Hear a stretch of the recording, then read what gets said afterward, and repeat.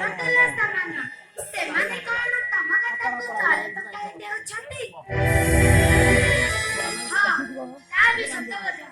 ବାପା ଯେତେବେଳେ ନାହାନ୍ତି ତାଙ୍କରି ମାନଙ୍କ ସାଙ୍ଗରେ ଶୁଭ ଲଗ୍ନ ଦେଖି ବୋଇତ କରିବାଟା ଭଲ ହବ ନା କଣ? କଣ କହୁଛ? ତାହା ଉପଯୁକ୍ତ।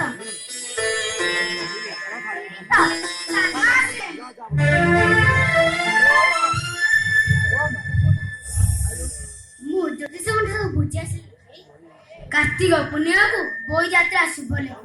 ଏଇ କାର୍ତ୍ତିକ ପୂର୍ଣ୍ଣମୀ ଆଉ ଦିନ 15ଟା ରହିଲା। 7 ଘଣ୍ଟା ବୋଇତରେ ଏତେ ସବୁ ବାଣିଜ୍ୟ ବଜାର ଯିବ କେତେବେଳେ? ସେ ସବୁ ଯୋଗାଡ଼ କେମିତି?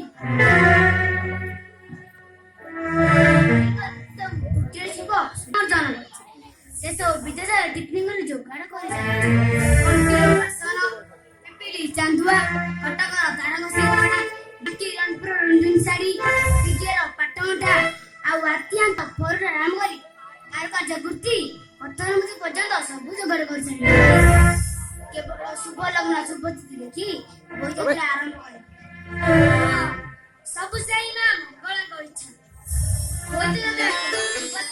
କହିଲୁ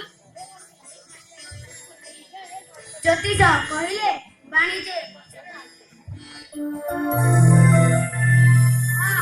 ସବୁ ସେଇ ମା ମଙ୍ଗଳାଙ୍କ ଇଚ୍ଛା। ସବୁ ତୋରି ଇଚ୍ଛା ମା, ସବୁ ତୋରି ଇଚ୍ଛା।